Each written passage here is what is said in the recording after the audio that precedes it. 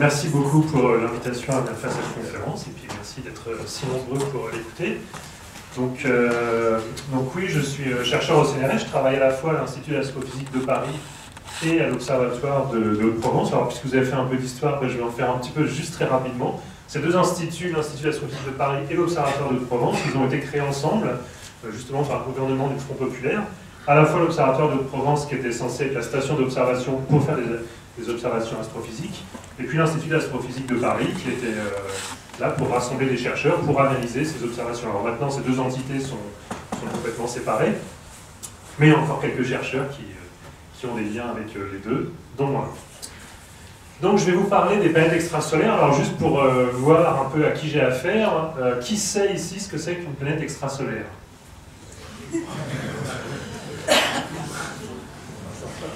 Alors beaucoup, mais pas tout le monde. Donc je vais introduire un petit peu le sujet. Et donc pour introduire le sujet, je vais commencer par parler très rapidement du système solaire. Le système solaire, qui sait ce que c'est, à mon avis, tout le monde à peu près dans cette salle.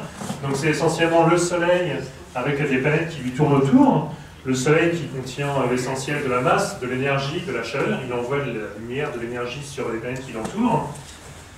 Et donc on voit le Soleil ici, là les tailles sont respectées, mais pas les distances évidemment, donc on voit la taille du Soleil qui est énorme, qui est à peu près 10 fois plus grand en rayon que Saturne et Jupiter, les planètes géantes, Uranus et Neptune et deux autres planètes géantes, mais de plus petite taille, et puis la Terre, Vénus, Mars et Mercure, qui elles sont typiquement 10 fois plus petites qu'une planète comme Jupiter, et qui elles sont telluriques.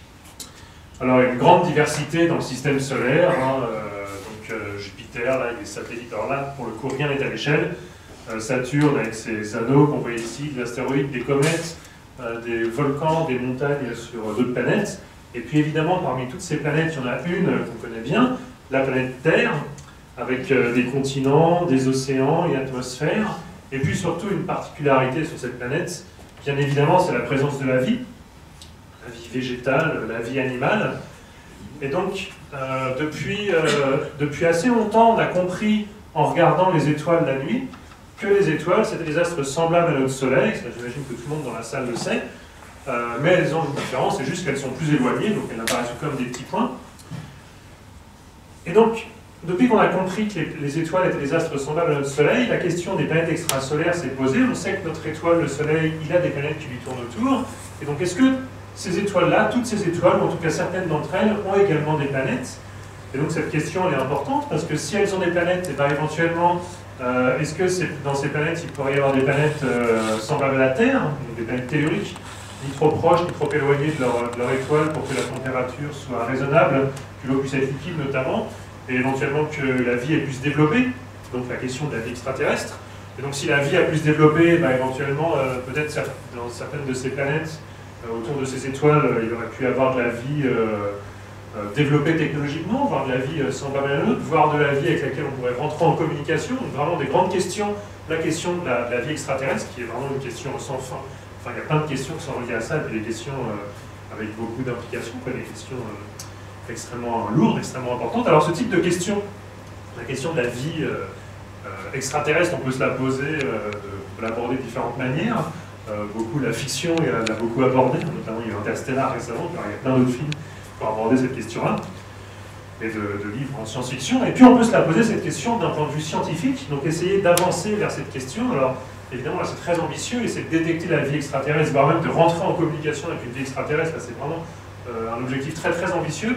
Donc c'est assez souvent comme ça en science, on a des objectifs très très ambitieux, et puis on avance petit à petit, on fait des toutes petites avancées. Par rapport à cette question de la vie extraterrestre, la question des planètes extrasolaires, évidemment, elle est capitale, parce qu'on se doute que si la vie a pu se développer ailleurs dans l'univers que sur la Terre, il y a peu de chances que ce soit à la surface d'une étoile, les conditions sont trop extrêmes, il y a peu de chances que ce soit entre les étoiles, dans le milieu interstellaire, là, il n'y a pas beaucoup d'énergie, il n'y a pas grand-chose à faire. Et donc on se dit que sur une planète, c'est vraiment là que s'il y a de la vie qui a pu se développer, c'est vraiment là qu'elle a dû se développer. Bon, il y a aussi simplement l'observation, on sait que ça s'est développé sur la Terre, donc si ça a fonctionné sur la Terre, ça devrait fonctionner ailleurs. Donc c'est l'une des questions importantes par rapport à l'étude des planètes extrasolaires. Pourquoi étudier les planètes extrasolaires? C'est pour avancer vers cette question de la vie extraterrestre. Alors ce n'est pas la seule justification à la recherche, à l'étude des planètes extrasolaires, donc des planètes qui tournent autour d'autres étoiles que le Soleil. un autre intérêt de chercher et d'étudier des planètes extrasolaires, c'est dans un souci d'exploration, tout simplement. Explorer l'univers qui nous entoure, ça c'est une grande justification de la science depuis toujours. L'un des objectifs de la science, et notamment de la science observationnelle, c'est d'explorer l'univers qui nous entoure. Donc on cherche à explorer les planètes extrasolaires, les systèmes planétaires, leur diversité. Une autre justification également, c'est de contraindre les modèles de formation et d'évolution des systèmes planétaires. Parce que donc, on connaît bien notre système solaire, donc le Soleil avec ses planètes qui lui tournent autour. Donc on peut essayer de bien comprendre comment il s'est formé, comment il a évolué. Donc ça, on peut le faire. Mais si on a beaucoup d'autres systèmes avec d'autres paramètres, eh bien c'est bien plus... c'est bien mieux pour contraindre les modèles de formation et d'évolution de ces systèmes planétaires. Avoir juste un exemplaire, c'est bien, mais ça peut être insuffisant d'avoir beaucoup d'autres. Et ben, c'est beaucoup plus riche. Donc tout ça, ce sont les justifications, pourquoi est-ce qu'on cherche, pourquoi les gens s'intéressent aux planètes extrasolaires, pourquoi on cherche à en détecter, et pourquoi on les étudie. Alors, pendant longtemps, donc on se disait, les planètes extrasolaires, il n'y a pas de raison que ça n'existe pas. On n'en avait pas détecté, mais depuis qu'on a compris donc, que ces étoiles-là qu'on voit dans le ciel sont semblables à notre Soleil, c'est un vieux principe aussi en science, c'est de se dire que les lois de physique qui régissent tous ces objets, tous ces astres, sont les mêmes ici chez nous qu'à l'autre bout de la galaxie. Donc si les lois physiques qui ont permis la création du système solaire, les lois physiques qui ont permis la création de notre système solaire sont les mêmes pour les autres étoiles, donc il n'y a pas de raison qu'il n'y ait pas d'autres systèmes planétaires autour de ces étoiles. Donc ça, la question de l'existence des planètes extrasolaires ne fait pas beaucoup de doute depuis des dizaines d'années, voire des siècles. Par contre, leur détection, elle, est beaucoup plus problématique. Alors, comment détecter une planète extrasolaire? La détection directe, c'est la première qui vient à l'esprit. On fait une photo, une image. On parlait avec des membres de la Société astronomique de Bourgogne. Vous avez des télescopes. Vous prenez vos télescopes, vous prenez en photo une étoile, vous faites une image d'une étoile, et puis à côté, vous allez voir un petit point qui tourne autour en quelques mois, quelques années. Ben ça, c'est la détection directe. Alors, ça, cette détection directe, elle pose deux énormes difficultés. La première, c'est une séparation angulaire minuscule. Alors, de quoi je veux parler là? Si on regarde une étoile, on va voir une planète ici. Donc, la planète, elle va être très proche, et donc les étoiles, elles sont très éloignées. Donc, la séparation angulaire entre l'étoile et la planète va être très petite. Donc, ça ne va pas être facile de résoudre, de distinguer une étoile d'une planète. Et ça, c'est la première difficulté. Et la deuxième, c'est qu'en fait, on ne voit pas ça, en fait, on voit ça. C'est-à-dire que l'étoile, elle est des milliards de fois plus brillante que la planète. Donc, ce sont ça les deux grosses difficultés. Une séparation angulaire minuscule et un gigantesque contraste en luminosité. Et donc ça fait que pendant des décennies, les planètes extrasolaires, on se doutait que ça existait, comme je vous le disais, mais on n'en avait pas détecté. Ces deux grosses difficultés étaient insurmontables à l'époque, et donc personne n'avait réussi à faire une image d'une planète extrasolaire. Donc ça a duré pendant des décennies et des décennies. Donc l'essentiel des travaux sur les systèmes planétaires, c'était des travaux théoriques. Les gens faisaient des modèles, comment les systèmes planétaires se sont formés, ont pu évoluer, comment ils auraient pu évoluer pour arriver à un système planétaire comme l'autre, comme notre système solaire, et comment ça aurait pu arriver à d'autres types de systèmes planétaires, mais donc il n'y avait pas d'observation, donc c'était un petit peu en roue libre pour les théoriciens, on pourrait dire. Enfin, ils avaient la loi de la physique, mais ils n'avaient pas d'observation d'autres systèmes planétaires à part le nôtre. Et puis pourtant, donc, en 1995, donc il y a 21 ans en effet, à l'Observatoire de Provence, la première planète extrasolaire a pu être détectée. Alors, avec ce télescope-là, l'observatoire de 1,93 m de diamètre, le miroir est ici, on voit une personne, on aperçoit qui donne de l'échelle. Alors à cette époque-là, donc les deux grosses difficultés dont je vous parlais n'ont pas été surmontées. Donc cette détection en 95, ce n'est pas une détection directe, c'est une détection indirecte. Et donc je vais vous présenter rapidement le principe de cette détection indirecte. Donc en fait, ce qui a été vu, ce n'est pas la planète, c'est la perturbation induite par la planète sur son étoile. Et donc c'est cette perturbation qui a été détectée, qui a permis de déduire qu'il y avait une planète autour de cette étoile. Et donc cette perturbation, c'est une perturbation gravitationnelle. Et donc l'analogie qu'on donne pour expliquer ce processus physique, c'est l'analogie du lanceur de marteau, qui est une très bonne analogie. Là, on voit un lanceur de marteau qui tourne et qui lance son marteau.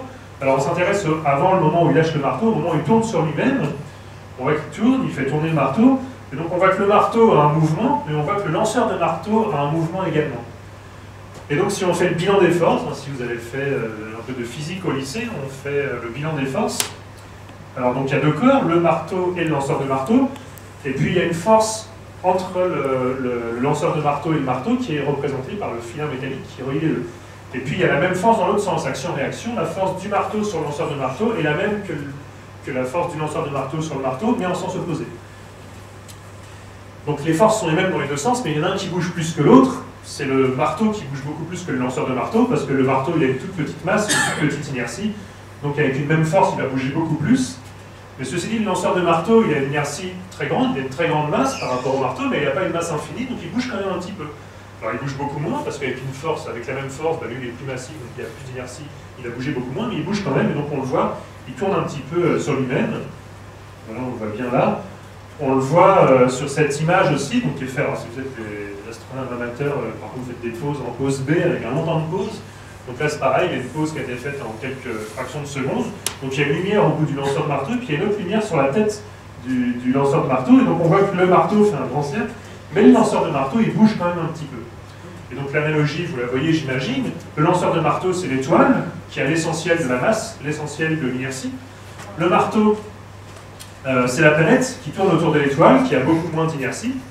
Et puis la force qui relie les deux, donc c'est pas un filet métallique, évidemment c'est la gravité. Et donc la force de gravité entre l'étoile et la planète est la même que la force de gravité entre la planète et l'étoile, sauf que la planète a très peu d'inertie, donc elle va bouger beaucoup plus, alors que l'étoile a beaucoup plus d'inertie, donc elle va bouger beaucoup moins, mais l'étoile n'a pas d'inertie infinie, donc l'étoile bouge un petit peu quand même.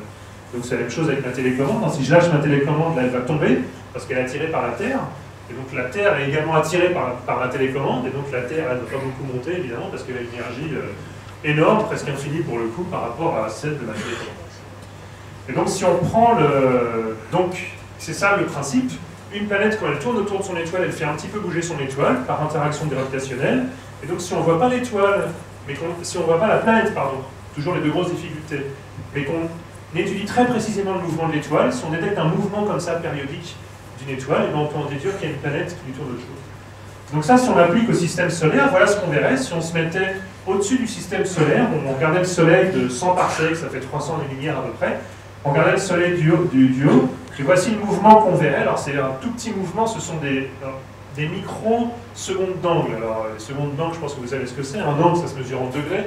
Dans un degré, il y a 60 minutes d'angle. Dans une minute d'angle, il y a 60 secondes d'angle. Et là, c'est des microsecondes d'angle, donc des millionièmes de secondes d'angle. Donc c'est vraiment des tout petits mouvements. Mais donc on voit, si le Soleil était... Alors ça commence ici en 2000, après 2010, 2020, on voit que le Soleil bouge comme ça. En gros, on voit essentiellement un mouvement circulaire du Soleil avec une période d'à peu près 12 ans. Et donc c'est quoi qui a une période de 12 ans autour du Soleil? Jupiter, évidemment. Donc l'essentiel du mouvement du Soleil, c'est Jupiter. Jupiter tourne en 12 ans autour du Soleil, donc Jupiter fait bouger un petit peu le Soleil avec une période de 12 ans. Il le fait bouger un tout petit peu, il y a vraiment l'échelle là est toute petite. Alors c'est pas exactement des cercles, ce sont des cercles et puis le mouvement est un petit peu plus compliqué, parce qu'en plus du mouvement périodique circulaire, enfin quasiment circulaire, ce sont des ellipses, mais c'est quasiment un cercle, avec une période de 12 ans, il y a le mouvement de Saturne. Saturne bouge, elle tourne en 29 ans autour du Soleil, donc il y a un mouvement d'une période de 12 ans, et en plus, un mouvement d'une période de 29 ans, plus les mouvements de Uranus, Neptune, et puis les petites planètes telluriques qui, elles, sont plus rapides en période, plus courtes en période, mais beaucoup moins massives, donc elles font bouger très peu le Soleil. L'essentiel du mouvement du Soleil, c'est Jupiter. Donc imaginons qu'on ait une civilisation extraterrestre qui observe le Soleil là, à 100 parsecs, à 300 années-lumière, et puis qui voit le Soleil bouger comme ça avec une période de 12 ans, et bien ils en déduiraient qu'il y a une planète qui tourne avec une période de 12 ans autour du Soleil. Et s'ils avaient de très bonnes mesures, il pourra peut-être détecter également la présence d'une autre planète, Saturne, qui tourne en 29 ans. Et donc c'est cette technique-là qui a été utilisée. Alors là, ceci dit, comme je vous l'ai dit, les mouvements sont très faibles. Donc cette civilisation extraterrestre, si elle utilise cette technique-là, il faut qu'elle fasse de très bonnes mesures en astrométrie. L'astrométrie, c'est mesurer très précisément la position des astres sur le ciel. Et donc en fait, c'est pas avec cette technique. Alors c'est le mouvement de l'étoile qui a été détecté, mais il n'a pas été détecté par astrométrie, il a été détecté par vitesse radiale. Alors qu'est-ce que c'est que ça? On imagine à nouveau donc, ce système-là. On a une étoile avec une planète qui lui tourne autour. Donc la planète, on ne la voit pas, on voit uniquement l'étoile. On imagine un astronome, donc on est revenu sur Terre. Donc on imagine ces astronomes qui en 1995 ont cherché à détecter une planète extrasolaire. Donc ils observent, ils ne voient pas la planète, mais ils voient l'étoile. Donc ils pourraient voir l'étoile bouger de haut en bas sur le fond du ciel. Ça, c'est de l'astrométrie, mesurer très précisément la position des astres. Et donc ça, c'est des tout petits mouvements, et donc c'est difficile à mesurer très précisément. Des mesures beaucoup plus précises qu'on arrive à faire, c'est les mouvements de vitesse radiale, c'est-à-dire la projection de ce mouvement sur le rayon qui va de l'observateur à l'étoile.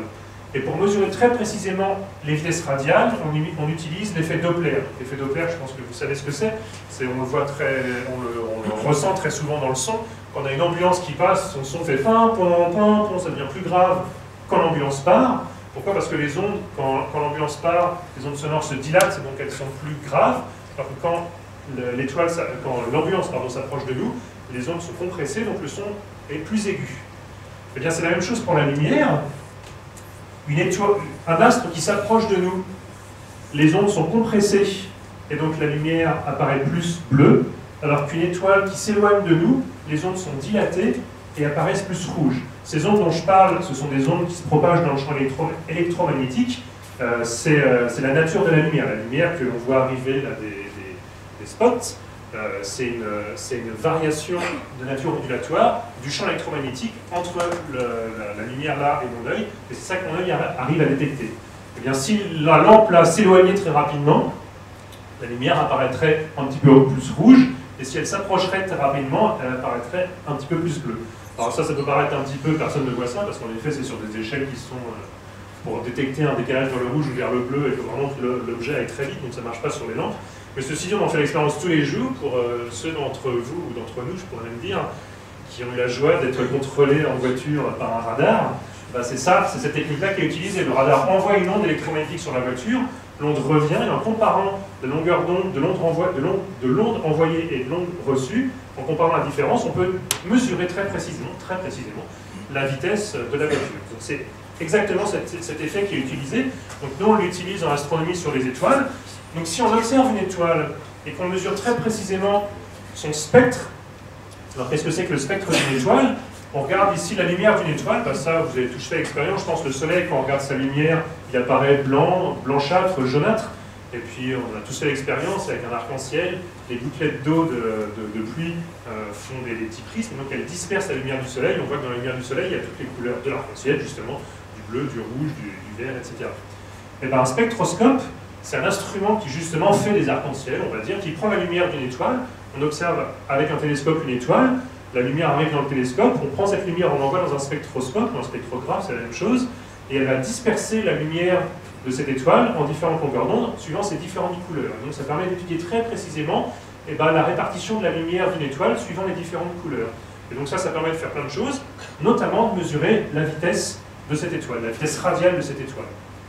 Et donc si on prend le spectre d'une étoile, donc il y a de la lumière bleue, de la lumière rouge, de la lumière verte, de la lumière rouge, si on voit que la lumière se décale vers le bleu, décalée vers le bleu, c'est-à-dire que l'étoile s'approche de nous, et si la lumière est décalée vers le rouge, ça veut dire que l'étoile s'éloigne de nous. Donc là, si on regarde cette animation, il y a trois choses à regarder. La première, c'est l'observation. On a ici un observateur qui regarde une étoile avec une planète qui lui tourne autour. La planète, on ne la voit pas, on a toujours les deux grosses difficultés dont je vous parlais. Par contre, on voit très bien l'étoile, et l'étoile, là, elle s'éloigne de l'observateur, elle s'approche de l'observateur, elle s'éloigne de l'observateur. Et donc, pour mesurer ce mouvement, cette variation de vitesse radiale, on peut la mesurer, on peut la détecter par le spectre. Si le spectre se décale vers le bleu, c'est que l'étoile s'approche. Vers le rouge, l'étoile s'éloigne. Décalé vers le bleu, décalé vers le rouge. Et le décalage est fonction de la vitesse. Et donc on peut reporter, ici sur ce type de graphique, la vitesse en fonction du temps. Alors par convention, on dit qu'une vitesse positive, c'est un objet qui s'éloigne. Une vitesse négative, c'est un objet qui s'approche. On aurait pu prendre la convention inverse, mais c'est celle-là. Et donc quand le spectre se décale vers le bleu, l'étoile s'approche, puis c'est périodique, hop, ça revient ici, elle s'éloigne, elle s'approche, elle s'éloigne, elle s'approche. Et de manière périodique. Donc c'est ça, c'est souvent ça en science. En science, on fait tout un tas de scénarios, d'observations qui sont c'est tout un cheminement, un enchevêtrement d'hypothèses, d'analyses, de modèles. Donc là, en gros, on a ce modèle-là. On imagine qu'on a une étoile avec une planète. Et donc on connaît les lois de la gravité. On sait que s'il y a une planète qui tourne autour de l'étoile, ça va faire bouger l'étoile comme cela. Qu'elle va s'approcher, s'éloigner, s'approcher de nous de manière périodique avec une période qui est la période orbitale de la planète. Si la planète met 1 an à tourner, l'étoile va bouger comme ça avec une période de 1 an. On sait que si l'étoile bouge comme ça, son spectre, il va être décalé vers le rouge, décalé vers le bleu, décalé vers le rouge. Il va bouger comme ça avec une période qui sera la période orbitale de la planète. Et ça, ce mouvement, on peut le mesurer avec un spectrographe. Donc on met un spectrographe derrière un télescope, on observe une étoile, on l'observe pendant assez longtemps. On mesure à partir du décalage la vitesse radiale, on la reporte sur un graphique, et si on voit que l'étoile est décalée à une vitesse positive, négative, au fur et à mesure du temps, et ben on peut en conclure qu'il y avait une planète autour de l'étoile. Donc vous voyez, c'est un long cheminement. Donc c'est souvent ça en science. Donc là, j'espère que vous avez à peu près compris de quoi il s'agissait. Et ben, les astronomes qui ont fait ça en 1995, c'était Michel Mayer et Didier Queloz, deux astronomes suisses. Didier Queloz était l'étudiant en thèse de Michel Mayer à cette époque-là, en utilisant un télescope français, donc le télescope d'1,93 m à l'Observatoire de Provence, et avec un spectrographe qui était franco-suisse, développé par les deux pays, qui s'appelait Elotype. Et donc voici le type d'observation qu'ils ont faites. Donc là, ce que l'on voit, c'est la vitesse radiale, en fonction du temps, donc c'est gradué en jours, je ne sais pas si vous arrivez notamment au fond à lire les jours, mais c'est 2, 4, 6, 8, donc chaque trait c'est un jour, il y a à peu près un mois d'observation entre le 2 et le 28 de je ne sais quel mois, et là c'est gradué en kilomètres par seconde, donc ça fait 0, 0,02, donc en fait ça fait 0, plus 20 mètres seconde, plus 40 mètres seconde, plus 60 mètres seconde, et puis la même chose en négatif, moins 20, moins 40, moins 60 mètres par seconde.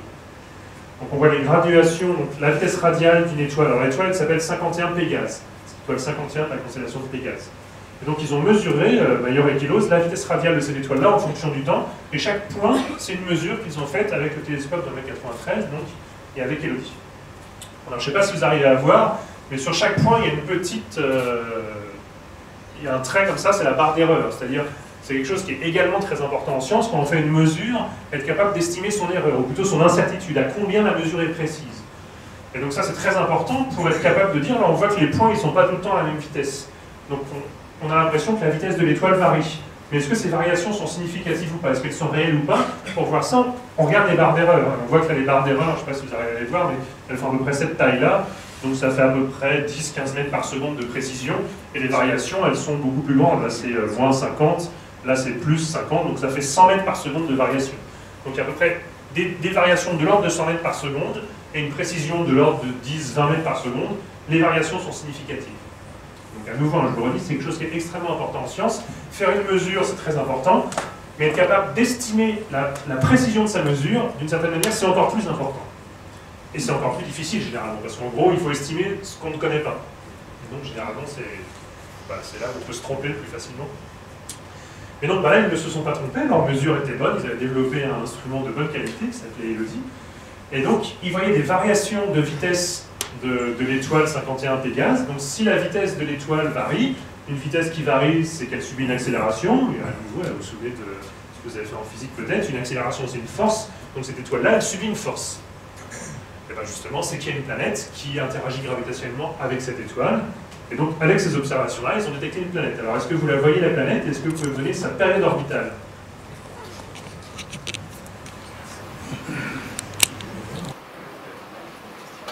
10 jours, j'entends. Une quinzaine de jours. 30 jours. Alors, j'ai pas entendu la bonne réponse pour l'instant. Dans les 4 jours. C'est dans les 4 jours, tout à fait. Alors, à nouveau, c'est quelque chose qui est difficile en science, c'est d'être capable de, quand on a des données comme ça, et là, il y a quand même pas mal de points. Alors, pourquoi il n'y a pas des points en permanence? Déjà, ils n'observent que la nuit, évidemment. Parfois, il y a des nuages. Et puis parfois ils n'ont pas le télescope, là, à mon avis, pendant ces jours-là, ou alors il n'y avait que des nuages, ou alors le télescope il était donné à une autre équipe, parce que même si c'est Mayer et Queloz, alors à l'époque ils n'étaient pas aussi célèbres que maintenant, mais même des astronomes très connus, les télescopes ils sont utilisés par beaucoup d'équipes à travers le monde, ou la France notamment, ici. Donc ils n'ont pas le télescope en permanence, et puis même quand ils ont le télescope toute la nuit et qu'il fait beau, ils n'ont pas passé toute la nuit sur 51 Pégase, il y avait un programme scientifique où ils observaient beaucoup d'étoiles pendant la nuit, donc ils n'ont pas beaucoup de points, enfin il y en a quand même pas mal, là, c'est quand même pas si mal. Mais en effet, donc on a quelques points qui échantillonnent des variations en fonction du temps, mais donc c'est pas facile de voir comment ça a bougé. Hein.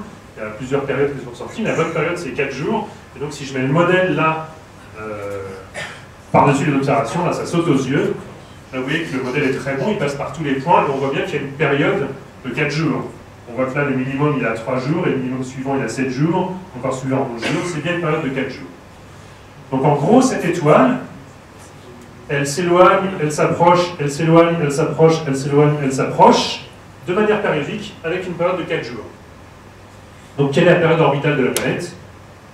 4 jours, c'est exactement ça. Alors 4 jours, c'est extrêmement proche, puisque vous savez que alors Mercure, ça tourne en 3 mois, je crois, ou même 2 mois, quelque chose comme ça autour du Soleil. Enfin, c'est quelques mois, quelques semaines. Et puis on en parlait de la Terre, c'est 1 an évidemment, Jupiter 12 ans, Saturne 29 ans, donc là 4 jours. Et donc là, si vous connaissez aussi un peu vos lois de Kepler, vous savez que si la période orbitale est très courte, ça veut dire que l'objet est très proche. Cette planète est très proche de son étoile.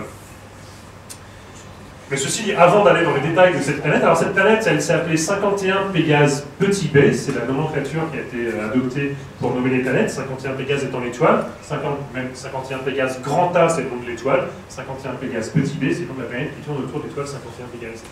Donc avant de rentrer dans les détails, d'étudier un petit peu plus cet objet, une planète a été détectée, vraiment un résultat extraordinaire, en 95, donc c'était il y a 21 ans, quand Major et Kellos, ils ont annoncé ça à une conférence qui était à Florence.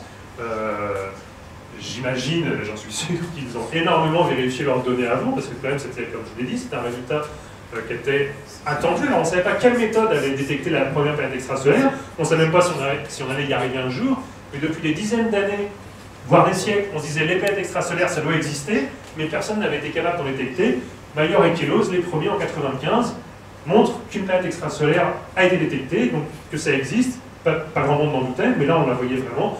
Donc vraiment un résultat extraordinaire, très important. D'ailleurs, la figure réelle, en fait, ce ne sont pas les données de Major et Kellos. Je vais vous montrer celle-là. Les vraies de Major et Kellos, ce sont celles-là. Ça, c'est la figure historique qu'ils ont présentée dans leur conférence à Florence, qu'ils ont publiée dans la revue Nature, donc, qui est la grande revue qui présente, une grande revue scientifique. D'ailleurs, il est possible que jeudi prochain, elle fasse une grande annonce, peut-être la détection des ondes gravitationnelles. C'est des bruits qui courent, donc c'est jeudi prochain. Donc là, on va beaucoup en entendre parler.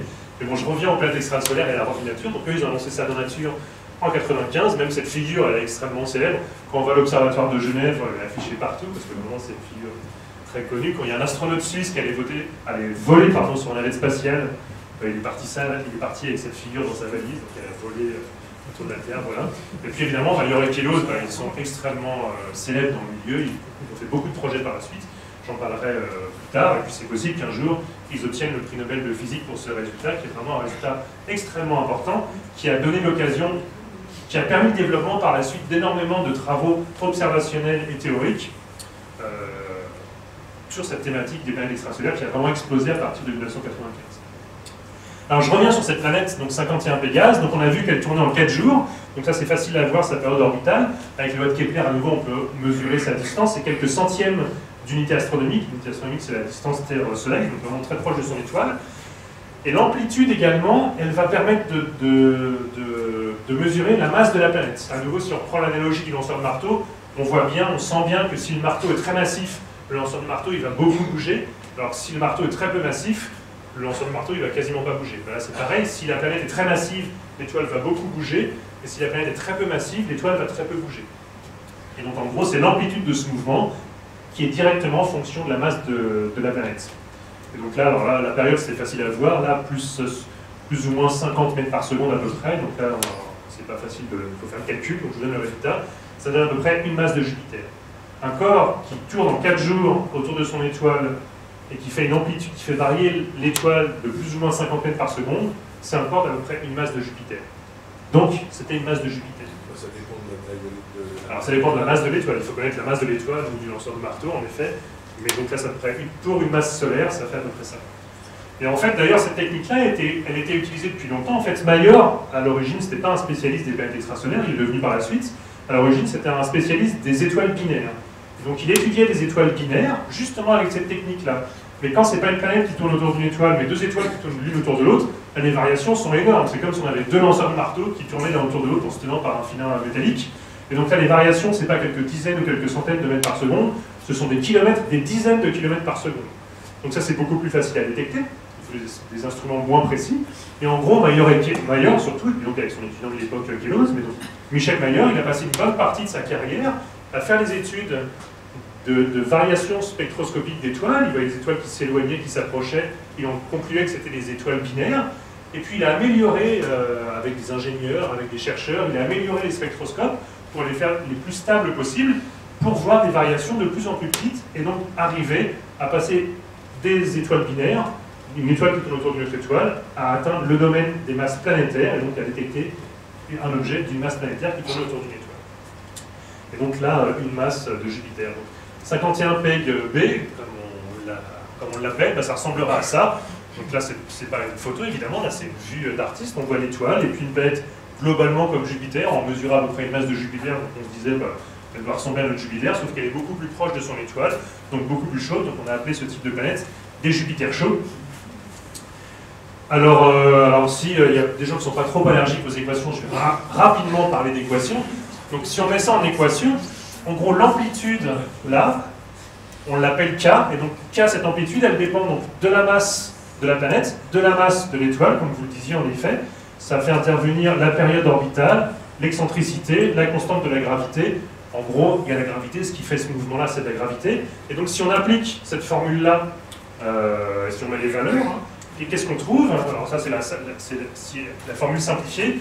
Si on prend un Jupiter chaud, donc là, dans cette équation-là, on met une masse du Soleil, une masse de Jupiter. Pour la période orbitale, on met quelques jours, typiquement un Jupiter chaud.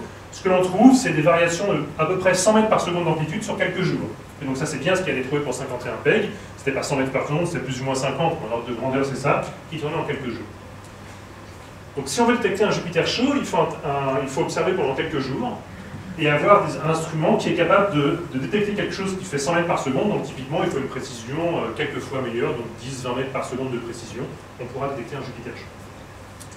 Si maintenant on regarde notre vrai Jupiter, donc une planète de la masse de Jupiter qui tourne en 12 ans, là l'amplitude du mouvement, ça ne va pas être 100 mètres par seconde, ça va être 12 mètres par seconde, et la période, ça va être 12 ans.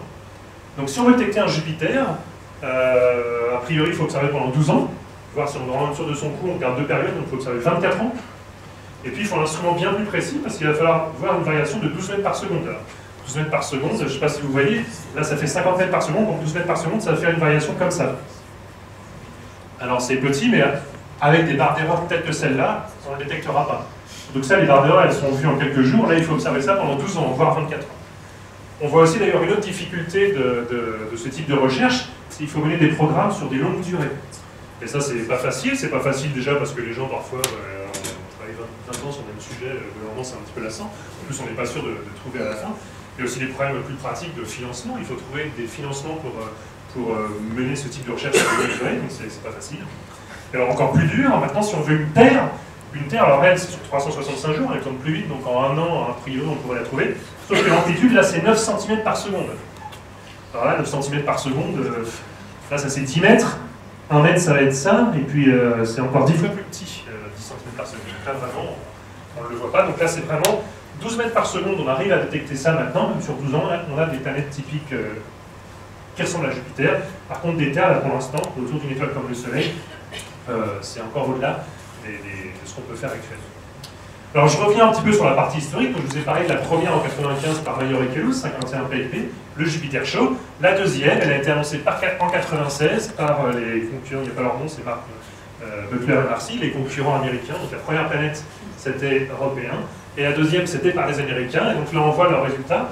Donc c'est l'étoile 47 Uma, donc la planète c'est Uma la grande ours. Donc la planète s'appelait 47 Uma petit b. Donc on voit le même type de mesure, la vitesse radiale en fonction du temps. J'ai oublié de demander combien de temps je devais parler. 1 heure à peu près. Parce que je parle. Et en plus je ne vais même pas regarder à quelle heure j'ai commencé.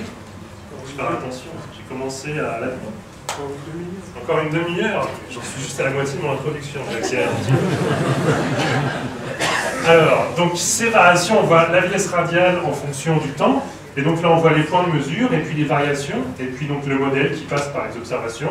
Donc là la période, vous la voyez, hein, là c'est plusieurs années de période, c'est marqué en jours, 1000 jours à peu près, donc 3 ans de période, et puis la masse, là c'est plus ou moins 50, plus ou moins 30 ou 40, ça fait 2,4 masses de Jupiter. Alors elle est intéressante cette figure parce qu'on voit déjà que il y a quelques points, mais il n'y en a pas beaucoup. Alors c'est ce que je vous disais à cette époque-là, dans les années 88-92, c'était pas clair que cette technique, la technique de vitesse radiale, allait être capable de détecter les planètes extrasolaires, c'était pas du tout évident. Maintenant, 20 ans après, c'est une évidence, il y en a plein qui ont été trouvés, mais à l'époque-là, c'était pas clair. Donc ils faisaient des mesures de temps en temps, mais bon, c'était pas des gros programmes sur lesquels il y avait beaucoup de moyens qui étaient mis. Et puis à partir de 95, là, on sait que ça marche. Et donc là, pouf, vous voyez, ils observent comme des malades, ils ont énormément d'observations, et on voit aussi que les barres d'erreur sont réduites. Et les grandes barres d'erreur, les barres d'erreur sont plus petites. Pourquoi? Parce qu'ils ont plus travaillé, ils ont eu plus de moyens pour développer des instruments plus performants. Parce que là, on voyait bien que ça valait le coup de dépenser de l'argent et de l'énergie et du travail pour ce type de mesure, parce que ça fonctionnait, ça permettait de détecter les planètes extrasolaires. Donc ça, c'était la deuxième. Alors maintenant, le premier système multiplanétaire, c'est là aussi une première qui a été faite par les Américains, en 1997. Donc l'étoile Upsilon Andromède a permis de détecter un Jupiter chaud, Upsilon Andromède B. Donc là, vous connaissez bien ces figures maintenant, la vitesse radiale en fonction du temps, la période 4,6 jours, la masse 0,7 masse de Jupiter, donc un Jupiter chaud typique. Et puis à nouveau, quelque chose qu'on fait très souvent en science, c'est on regarde les résidus. Qu'est-ce que c'est que les résidus? On a des observations, c'est tous les points, et puis on a un modèle, c'est la droite là. Alors cette droite là, comment on l'a? Cette droite, c'est pas une droite, cette sinusoïde là, ce modèle, on utilise les lois de Kepler, c'est du Keplérien, on appelle ça. C'est en gros comment on doit bouger une étoile s'il y a une planète qui lui tourne autour. C'est le modèle qu'on a. Et donc pour voir si le modèle est bon, on regarde les résidus, c'est-à-dire on soustrait les données du modèle. Si le modèle est bien, eh ben le résultat observation moins un bon modèle, ça va être 0. 0 aux barres d'erreur près, parce qu'il y a quand même du bruit dans ces données-là. Donc en gros, quand on soustrait les données du modèle, on doit voir quelque chose, des variations qui sont de l'ordre de grandeur des incertitudes. C'est pour ça que c'est très important de bien estimer ces incertitudes, parce que ça permet de voir si notre modèle est bon ou pas. Si on regarde les résidus et que les résidus sont très grands par rapport aux barres d'erreur, ça veut dire que le modèle n'est pas bon. Ou alors que les barres d'erreur sont pas bonnes, ça peut être ça aussi. Mais a priori, c'est que le modèle n'est pas bon, si les barres d'erreur ont été bien estimées. Si on regarde les résidus et qu'on fait la soustraction et qu'on voit que les résidus sont très petits par rapport aux barres d'erreur, ben là c'est pas possible. La seule solution, c'est que les barres d'erreur ont été surestimées. On s'est trompé en estimant les barres d'erreur. Donc c'est très important de regarder les résidus. Et donc là, si on regarde les résidus de ce modèle-là, on prend tous les points là et on soustrait cette droite-là. Et ben qu'est-ce qu'on trouve? On trouve ça. La vitesse radiale en fonction du temps. Donc là, c'est pas en fait la vitesse radiale, c'est la vitesse radiale une fois qu'on a enlevé la contribution du Jupiter chaud. Et qu'est-ce qu'on voit? Eh bien, on voit encore des variations. En fait, on voit deux variations. Une variation là à plus grande période et puis une variation ici à plus petite période. Donc qu'est-ce que ça veut dire? C'est-à-dire qu'il y a deux autres planètes dans ce système. Donc ça en fait trois. Il y a celle qu'on a enlevée, la première, le Jupiter chaud, et puis deux autres avec une période intermédiaire et puis une plus longue période. Et donc on voit ce système-là, le système donc, multiplanétaire Upsilon Andromède, avec les planètes B, C et D, c'est la nomenclature qu'on utilise.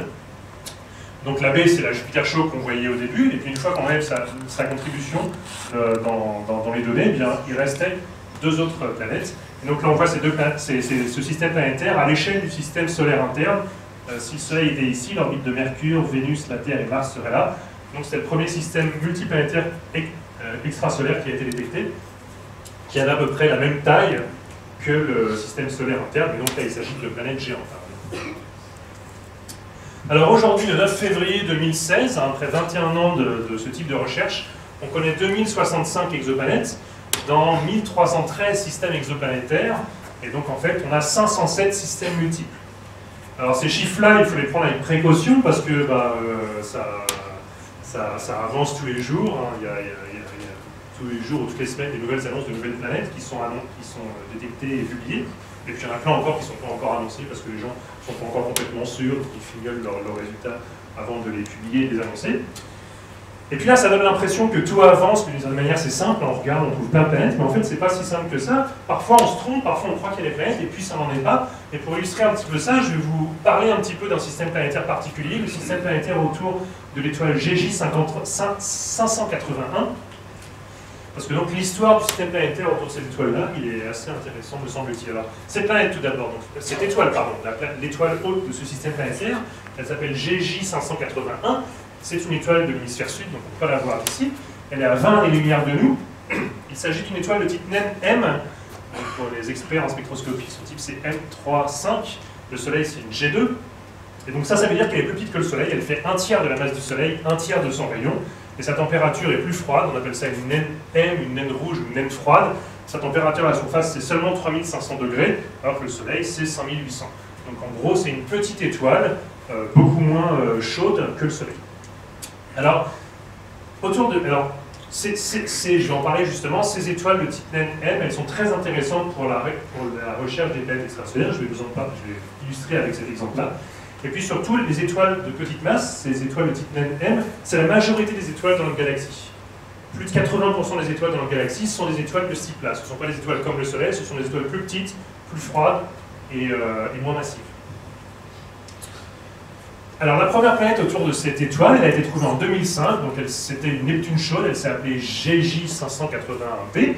Donc voilà les observations qui ont été faites. Donc là, à nouveau, vous connaissez bien ces courbes maintenant. On voit la vitesse radiale qui varie en fonction du temps. C'est replié en phase, c'est en fonction de la phase orbitale. Et donc la période, c'était 5,4 jours. L'amplitude, donc le K, c'est plus ou moins 13 mètres par seconde. Donc vous voyez, là, on commence à avoir des plus petites amplitudes. Et donc ça correspondait à une masse de 0,05 masse de Jupiter, donc très peu massif. Donc là, c'est plus simple de le mettre en unité de masse de la Terre. Ça fait 17 masses de la Terre, donc c'est à peu près la masse de Neptune. Donc on a appelé ça une Neptune chaude. Alors c'était l'une des premières planètes autour d'une étoile M. Avant 2005, quasiment toutes les planètes étaient trouvées autour des étoiles de type solaire. Là, c'est l'une des premières, pas la première, mais l'une des premières trouvées autour d'une étoile de type M.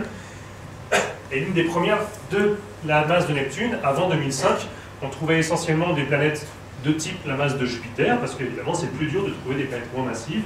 Donc il a fallu un peu de temps pour améliorer cette technique. Alors par la suite, donc ça c'est en 2005, après en 2007, deux super-terres ont été trouvées autour de cette étoile, GJ 580C et B, et D, il y a une erreur, c'est D, pardon. D. Et donc là, voilà à nouveau la vitesse radiale en fonction du temps. Alors on voit plein de choses, mais en gros, si on isole chacune des composantes, on voit la planète B, ça c'est la Neptune chaude dont on vient de parler, avec beaucoup plus de points en 2007, parce qu'elle avait 2 ans de plus. Et puis en plus, quand on regardait dans les résidus de ce modèle, on voyait 2 autres variations, la planète C et la planète D. Donc on imaginait un système qui ressemblera à ça, avec l'étoile rouge, parce qu'elle est plus froide que le Soleil, et puis la planète B, la planète C, la planète D.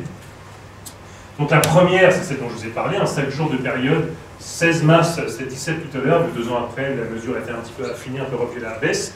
16 masses de Jupiter, et l'amplitude, là c'était plus 13, c'était 12,4, donc qui s'est précisé. Et puis les 2 autres planètes, donc avec des périodes de 12 et 83 jours, des masses de 5 et 8 masses de la Terre, donc vous voyez plus petites que ça, donc on a appelé ça des super-terres, parce qu'elles font 5 à 8 fois la masse de la Terre. Et leurs amplitudes, quelques mètres par seconde de variation, de 2,6 et 3 mètres par seconde. Alors pourquoi les étoiles de type naine M, les étoiles moins massives sont intéressantes? Et on en parlait tout à l'heure, on disait la masse de la planète, ça va dépendre aussi de la masse de l'étoile. Et on voit bien que si l'étoile haute est moins massive, ça va être plus facile de trouver une planète peu massive. Parce qu'une planète, si on prend une planète d'une masse donnée, elle fera plus bouger une étoile peu massive qu'une étoile très massive. Si on prend un marteau d'une masse donnée, si on a un tout petit lanceur de marteau qui est un peu massif, c'est pas sa taille, c'est sa masse qui compte. S'il est très peu massif, il va beaucoup bouger. Donc si on a un gros lanceur de marteau qui est très massif, pour le même marteau, il va très peu bouger. Donc c'est le même principe. Et donc si on prenait ces planètes-là, les mêmes planètes de 16, 5 et 8 masses de la Terre qui tournent en 5, 12 et 83 jours autour d'une étoile, non pas une étoile de type naine M, mais une étoile de type solaire, et les variations qu'on devrait voir, l'amplitude, ça ne devrait pas être 12 mètres par seconde, mais 6, donc beaucoup moins. Non pas 3, mais 1. Non pas 2,6, mais 1. Et donc en gros, il faudrait détecter des variations beaucoup plus faibles. Donc c'est pour ça que les étoiles de type naine M, les étoiles peu massives, sont favorables à la détection des planètes très peu massives. Et évidemment, les planètes très peu massives, c'est très intéressant, parce qu'on se dit, c'est comme ça qu'on va arriver petit à petit à atteindre le domaine des planètes de la masse de la Terre. Donc ces 2 planètes, la planète C et la planète D, c'était parmi les planètes les moins massives connues à l'époque, donc en 2007. Ça permet peut-être de voir donc les étoiles M ont beaucoup de super-terres, beaucoup plus que de planètes géantes. Et puis ça permet d'être confirmé que les étoiles de type M sont très favorables à l'étude des petites planètes, comme je viens de vous l'expliquer. Et puis surtout, c'était peut-être les premières planètes habitables. Alors qu'est-ce qu'on veut dire des planètes habitables? Les planètes habitables, ce sont les planètes qui sont dans la zone habitable. Qu'est-ce que c'est que la zone habitable d'une étoile? C'est la distance d'une étoile qui est ni trop proche de l'étoile, ni trop loin, pour que la température permette d'avoir de l'eau liquide à la surface de la planète. Alors, il y a d'autres paramètres, mais il y a notamment ça. Il faut être ni trop proche, ni trop éloigné de l'étoile. Et puis pour que la planète soit habitable également, il faut que ce soit une planète tellurique. A priori, on se dit qu'une Jupiter, même si elle a la bonne température, c'est une jambe gazeuse, elle ne sera pas habitable. Donc c'est 2 conditions pour dire qu'une planète est habitable. Les plus simples, après on peut raffiner, mais les 2 premières, c'est-à-dire qu'il faut une planète tellurique et il faut une planète qui soit ni trop proche ni trop éloignée de son étoile. Et donc ça, c'était peut-être les premières. Alors pourquoi c'est intéressant les naines M également? Parce que les naines M, ce sont des étoiles plus froides, donc la zone habitable est plus proche de l'étoile. On peut le voir sur ce graphique-là. Là, on voit la masse de l'étoile, donc le Soleil, une masse solaire, et puis une naine M qui est à peu près 3 fois moins massive, et puis là, la distance à l'étoile. Donc là, on voit le système solaire avec Mercure, Vénus, la Terre, Mars et Jupiter. La zone habitable, c'est cette zone-là. Et donc c'est la zone où on se dit la planète n'est ni trop proche du Soleil, si elle était trop proche de son étoile, il ferait trop chaud, l'eau serait sous forme gazeuse. Si elle était trop éloignée, l'eau serait sous forme solide. Et là, c'est la bonne distance pour que l'eau soit sous forme liquide et donc être dans la zone habitable. Et donc cette zone habitable, si on prend une étoile moins massive, donc moins chaude, et bien la zone habitable va être plus proche. Et donc là, les deux planètes dont je viens de vous parler, la planète C et la planète D, pour une étoile de type naine M, comme GL 581, et ben C elle est juste à la partie inférieure de la zone habitable, D elle est juste à la partie extérieure de la zone habitable. Donc ce sont les premières planètes qui ont été annoncées comme étant potentiellement habitables, c'est-à-dire planètes telluriques situées dans la zone habitable de leur étoile, donc vraiment un résultat extrêmement important également. Alors peut-être vous voyez sur ce graphique, il n'y a pas 3 planètes, mais il y a une quatrième, c'est la planète E qui elle a été annoncée en 2009, donc à nouveau 2 ans plus tard. Et donc là c'est une planète de la masse de la Terre, GJ 581e. Et donc là c'est le système tel qu'il était connu en 2009, avec la planète E, la planète C, la planète D et la planète P. Donc on a 4 planètes autour de cette étoile. Voilà la planète E, donc 3 jours de période, 1,9 masse de la Terre, une amplitude inférieure à 2 mètres par seconde, donc là vraiment on atteint le domaine de la très haute précision en vitesse radiale.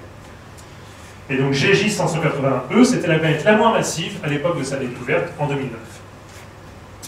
Et puis aussi, donc je vous dis que c'était une histoire qui évoluait pas mal, en 2009, les paramètres de cette planète D là ont été revus. En fait, on a vu que la période c'était pas 83 mais 68 jours, et la masse c'était pas 8 et 7 jours. Alors le fait que la période change, vous allez me dire pourquoi la période a changé, on s'est trompé, bah oui, les gens s'étaient trompés, parce qu'en fait c'est pas facile, des points, c'est pas des observations en continu, c'est des points de temps en temps, et donc il y a des problèmes d'aliasing, on appelle ça, un petit peu comme la stroboscopie dans les boîtes de nuit. On peut se tromper sur la période, et quand on a d'autant plus de mesures, et on arrive à tomber sur la bonne période. Et donc là, l'équipe qui a publié ses résultats a corrigé sa période en disant que cette planète ne faisait pas 83 jours de période, mais 67 jours. Par la suite, 2 planètes supplémentaires, donc la 2010, donc on était à 4, on arrive à 6. La planète F à 430 jours de période, donc une planète longue période, cette masse de la Terre. Et puis surtout, vous vous souvenez, la planète C, elle était juste au bord inférieur de la zone habitable, et la planète D au bord extérieur de la zone habitable. Il y a une autre équipe qui a trouvé une planète pile entre les deux, la planète G, qui faisait 3 masses de la Terre, 37 jours, à peu près un mois de période, et elle, c'était une planète théorique en plein dans la zone habitable. Donc là, tout le monde est extrêmement excité par cette planète. Et ceci dit, il y avait quand même pas mal de gens qui étaient un peu sceptiques. Alors voilà les résultats qui ont été publiés. Donc la planète a 3 jours, 5 jours, 13 jours, 37 jours, 67 jours, 433 jours. Avec là, on a l'impression qu'on a toujours la vitesse radiale en fonction du temps, de la phase orbitale. On a l'impression qu'on les détecte, ces 4 planètes. Donc voilà le système tel qu'il serait vu dessus. Et puis, alors là, c'est la suite de l'histoire. En 2011, les planètes G et F ont été infirmées. Alors là, comment ça s'est fait? Il y a l'autre équipe, une équipe concurrente, qui a réobservé l'étoile avec, prétendait des observations de meilleure qualité. Et donc, en gros, voici la signature qu'on aurait dû voir, la vitesse radiale en fonction du temps, si ces 2 planètes avaient existé. Et là, les points qui ont été faits avec une meilleure précision ne montrent rien. Donc, cette nouvelle équipe, là, en 2011, a dit, bah non, ces planètes G et F, elles n'existent pas. C'était du bruit dans les autres étoiles, c'était du bruit dans les données de l'équipe qui les a annoncées en 2010. Donc juste l'année d'après, ça a été infirmé. Donc voilà, ces 2 planètes, en fait, n'existent pas. Elles ont été annoncées, puis elles ont été relevées. En 2012, la planète D a été contestée. Donc les gens ont dit, bon, on la voit un peu bouger, mais en fait, ça pourrait être autre chose. En gros, c'était quoi cette autre chose? C'était l'activité de l'étoile. Si la surface de l'étoile a des petits mouvements, et on sait qu'il y a des étoiles qui ont ça peut faire croire qu'il y a une planète. Donc ce sont des mouvements très ténus, donc c'est pas facile, bien sûr. Et donc là, il y a des gens qui ont dit, non, la planète D, vraiment, donc là, dans la communauté, il y avait des doutes qui commençaient à exister. Et puis en 2014, c'était le coup de grâce, là, vraiment, il y a des observations très claires qui ont été montrées, qui montraient que c'était de l'activité, et donc cette planète D a été infirmée aussi. Alors celle-là, si vous vous souvenez, c'est celle qui est à l'extérieur de la zone habitable, juste au bord externe. Donc il ne reste plus grand chose, vous allez me dire, alors, il reste quand même 3, notamment celle-là qui est la partie interne de la zone habitable. Donc tout ça pour vous dire que ces nombres-là qui sont donnés sont très grands, ça augmente, mais c'est pas si simple. Et puis comme souvent en science, souvent c'est l'objet de débats, parfois même de polémiques, mais en tout cas de contestations, des équipes qui trouvent des résultats, d'autres qui en trouvent d'autres, des discussions, des controverses, des résultats qui sont infirmés par la suite. Et bien c'est ça un petit peu la science. S'il y a des choses, alors parfois on trouve des choses évidentes, on a un nouvel instrument, et puis on voit quelque chose d'évident que personne n'avait vu avant, mais généralement les découvertes, c'est des choses qui sont très dures à détecter, et donc c'est un petit peu à la limite. Et donc parfois ces résultats ils peuvent être infirmés par la suite quand on a des instruments encore meilleurs.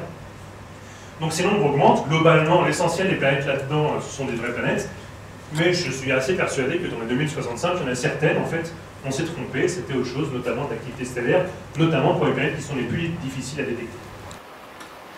Alors si je reviens un petit peu sur la partie historique, je vous ai dit qu'il y avait 2000 planètes, et puis là, le Ciel et Espace de octobre 2013, il titrait 1000 planètes extrasolaires. Donc en gros, ça a énormément augmenté. En 95, c'était 0. En 2013, on était à 1000, et puis juste 2 ans plus tard, 2 ans et demi plus tard, on est passé de 1000 à 2000. Donc c'est un petit peu exponentiel. En fait, c'est qu'il s'est passé quelque chose entre 2013 et 2000 et maintenant.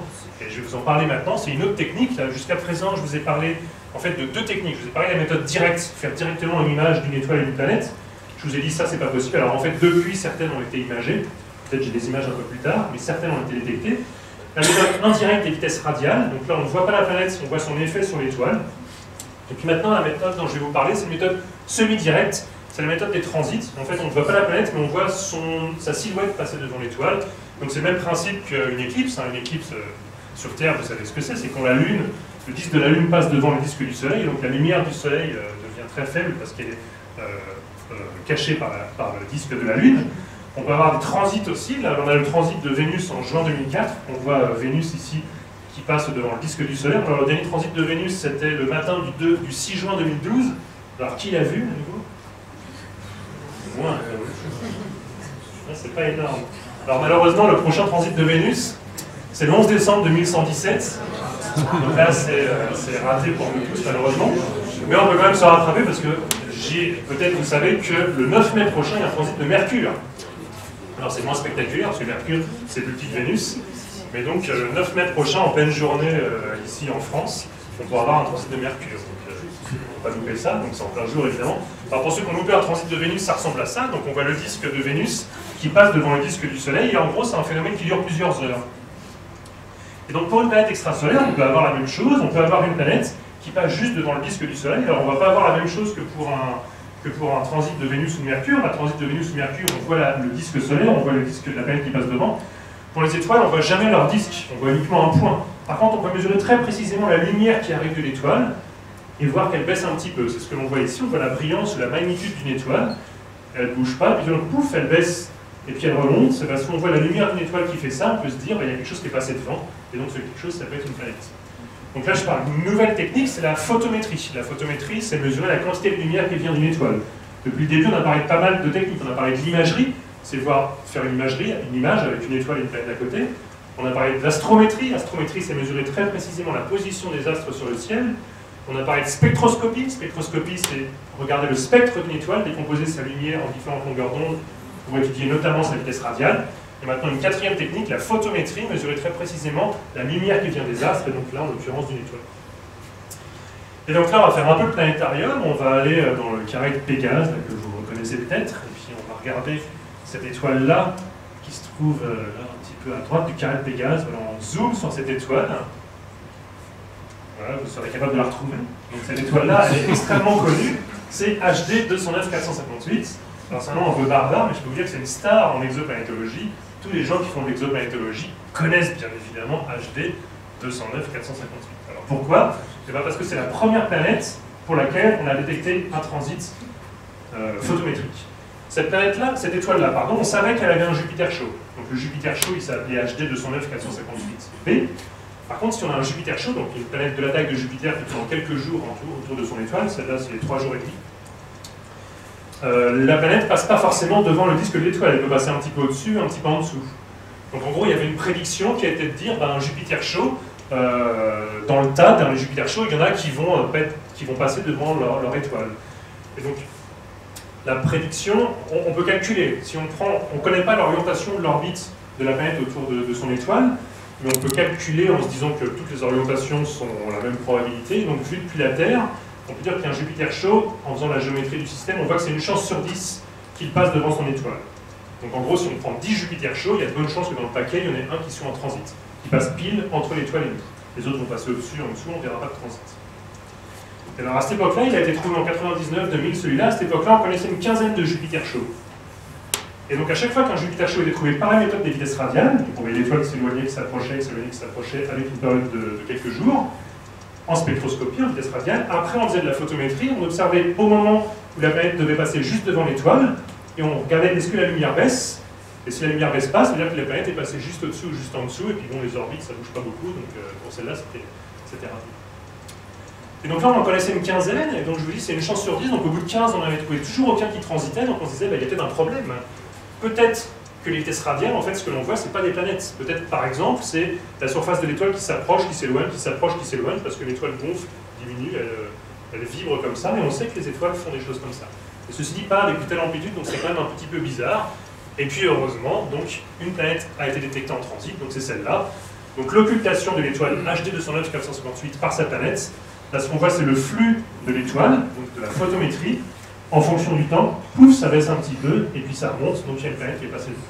Donc ce résultat est très important. Alors, à nouveau, l'importance des barres d'erreur, on voit que les barres d'erreur là sont plus faibles que la profondeur du transit, donc la baisse de la lumière de l'étoile est vraiment significative, il s'est bien passé quelque chose sur cette étoile.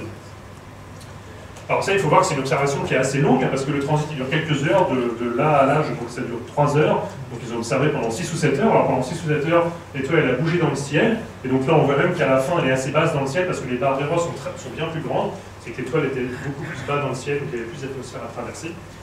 Et donc à nouveau c'est un résultat extrêmement important, parce que là vraiment on avait tout pour cette étoile-là, on avait la courbe en vitesse radiale, donc on en déduisait qu'il y avait un Jupiter chaud, on avait le transit planétaire. Donc on la voyait bien passer, on voyait bien la planète passer devant son étoile, et la prédiction se vérifiait bien. Je vous ai dit, quand on avait une étoile qui était détectée en vitesse radiale, on se disait, bah, il y a des... Donc dans le tas, dans toutes les planètes en vitesse radiale, il y en a certaines qui vont être détectées en transit, en photométrie. C'était la prédiction, et bien, cette prédiction s'est vérifiée, il y a bien une planète qui a fini par être détectée. Et donc là, on avait la période de manière extrêmement précise, hein, vous voyez tous les chiffres significatifs, la masse bien mesurée, le rayon était mesuré, on avait la masse et le rayon. Quand on a la masse et le rayon en faisant l'hypothèse que la planète est une forme de sphère, ce qui est une hypothèse assez raisonnable, on en déduit la densité. Et donc on voit que c'est une densité de quelque chose de gazeux, et ça on s'y attendait bien, parce qu'une masse de Jupiter, bah, globalement on s'attend à ce que ce soit une planète comme Jupiter, donc une planète gazeuse, et non pas une planète solide. Une planète solide aurait une densité bien plus élevée. Et puis au centre il y a ces trucs-là, mais je ne suis pas sûr que j'aurai le temps d'en parler. Alors on va plutôt se poser la question de la profondeur d'un transit. On imagine qu'on a une planète comme Jupiter qui passe devant une étoile comme le Soleil, de combien la lumière va baisser? Alors je vous donne d'informations, mais ça vous devez le savoir je pense, puis je l'ai dit au début je crois, Jupiter fait 10% du rayon du Soleil. C'est ce que l'on voit là à l'échelle, le rayon de Jupiter c'est 1/10 du rayon, de Jupiter c'est 1/10 du rayon du Soleil. Donc si on a une planète qui fait 10% du rayon d'une étoile qui passe devant une étoile, de combien de pourcents va baisser la lumière de l'étoile? 1. Exactement, bonne réponse. Alors parfois il y en a qui répondent 10, mais la personne s'est fait avoir. Bien joué. Donc en effet, c'est 1%. Alors pourquoi c'est 1%? Parce que c'est le rapport des surfaces, évidemment. On voit que c'est une surface qui cache une autre surface, et donc si le rapport des rayons c'est 10, c'est 10%. Les surfaces, c'est le rayon au carré, donc ça va être 1%. Donc si on a un Jupiter qui passe devant un Soleil, la lumière du Soleil, la lumière de l'étoile, doit baisser d'à peu près 1%. Et bien ça, c'est bien ce qu'on a observé. Je vous remonte la courbe de tout à l'heure. Là, c'est normalisé à 1. Le flux, quand il n'y a pas le transit, ça baisse d'à peu près. Alors 1%, c'est là, c'est 1,5% en ordre de grandeur, c'est bien. Donc, on voit bien que à nouveau, c'est en accord avec la prédiction. On savait que la masse de cette planète, c'est à peu près une masse de Jupiter. Et bien, on voit qu'elle fait à peu près un rayon de Jupiter. Et on voit aussi bien ce que me permettent les méthodes. Les vitesses radiales permettent de mesurer les masses des planètes. La méthode des transits permet de mesurer les rayons des planètes. Donc si on a la masse et les rayons, on commence à bien caractériser la planète, on peut mesurer sa densité notamment et commencer à faire la physique de ce qui se passe à l'intérieur. Alors ça c'est pour un Jupiter. Si maintenant on prend une Terre devant un Soleil, alors la Terre elle est ici, et donc la Terre, vous savez sans doute que son rayon c'est 1/100 du rayon du Soleil, donc si une Terre passe devant un Soleil, de combien la lumière va baisser?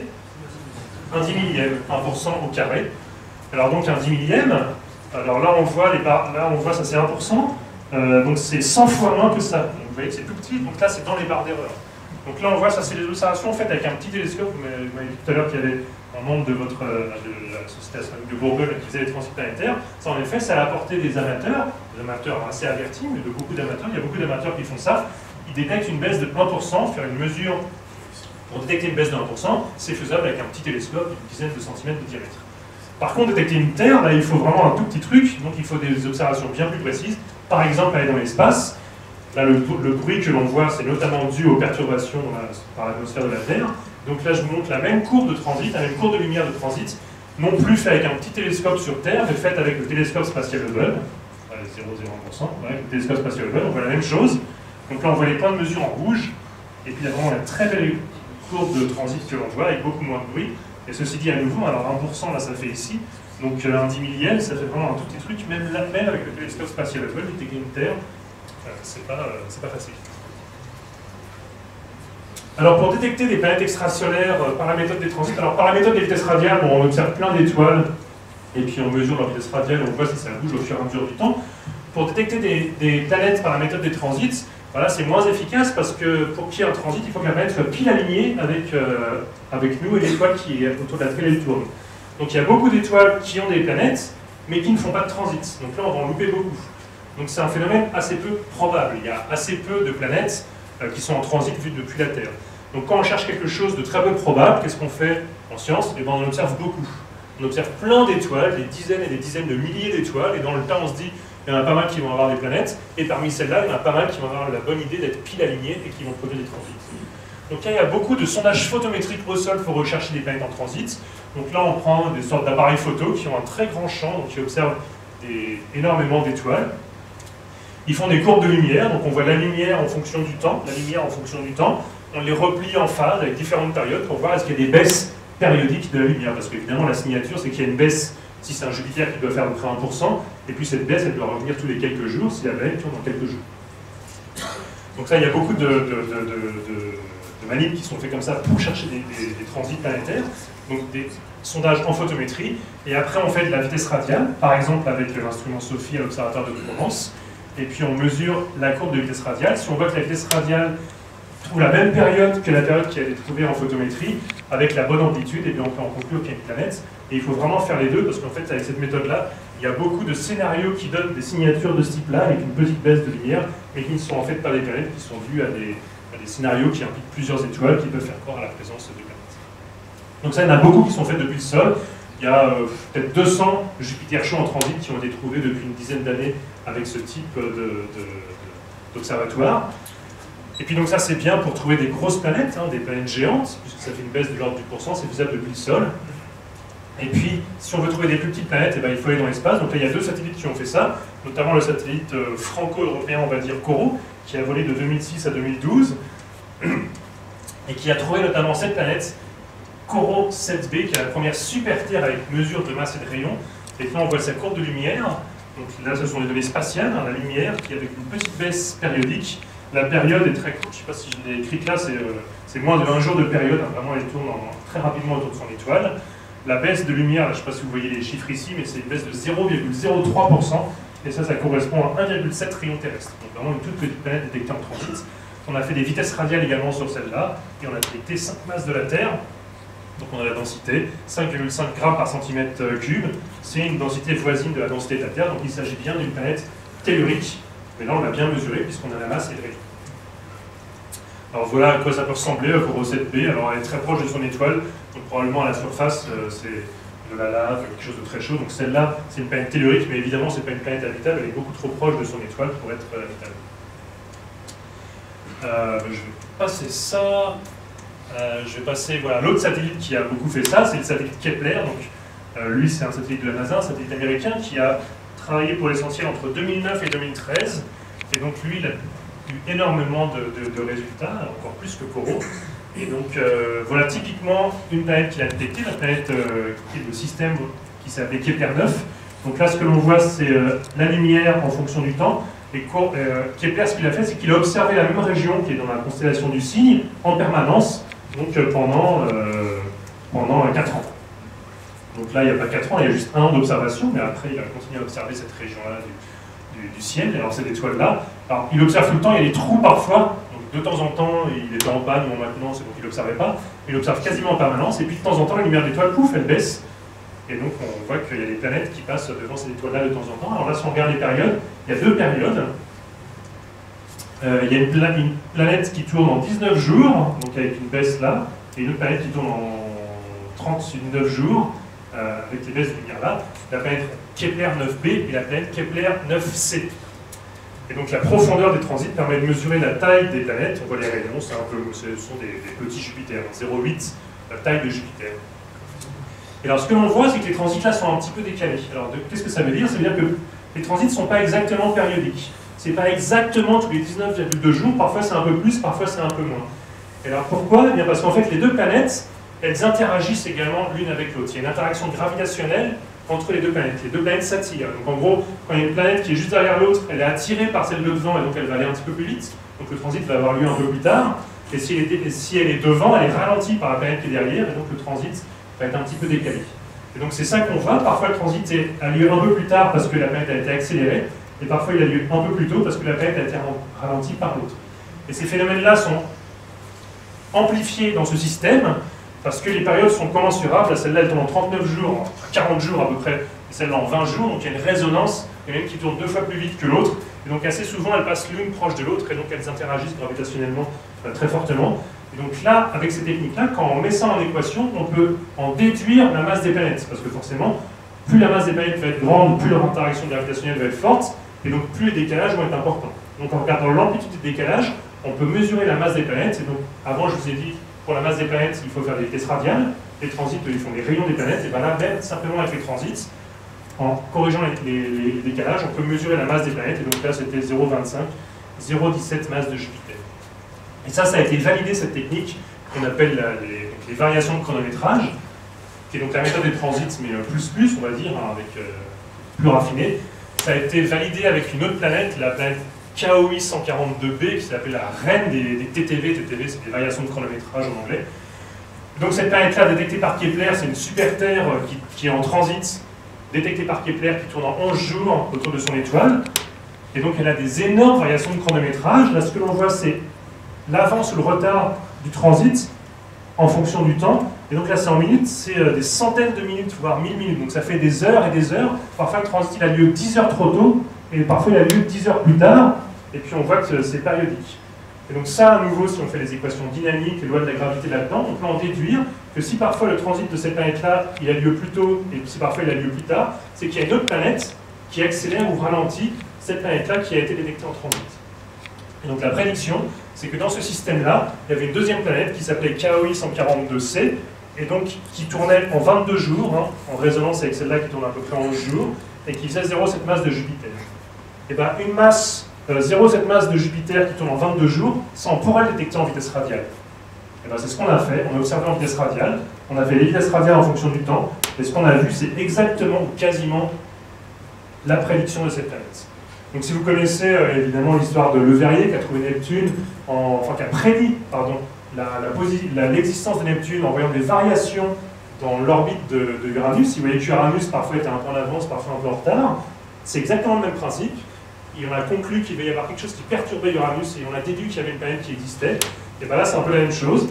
Donc là, cette planète-là, elle n'avait pas exactement l'orbite qui était attendue. On voyait que parfois elle était en avance, parfois elle était en retard. On pouvait en déduire, ça c'est des collègues américains, dynamiciens qui ont fait cette prédiction, qu'il y avait une planète qui existait. On a regardé l'étoile et on a vu la planète qui a été prédite, qui était bien détectée.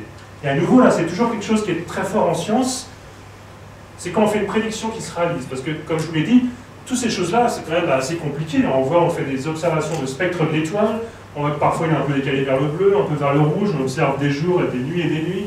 Parfois il y a des nuages, on ne voit pas, on a développé des spectrographes, c'est un très long processus, il peut y avoir des erreurs dans les instruments. Donc vraiment un long processus, un long cheminement intellectuel pour se dire, si c'est décalé vers le rouge, vers le bleu, c'est qu'en fait il y a une planète qui fait bouger l'étoile qui est... Donc c'est assez complexe, avec toute cette complexité, de temps en temps on se trompe évidemment. Ou on se trompe dans le raisonnement, ou on se trompe dans les équations, ou on se trompe dans le développement des instruments, il y a plein de raisons de se tromper. Donc à chaque fois on est quand même assez prudent parce qu'on se dit, peut-être qu'on a fait une petite erreur.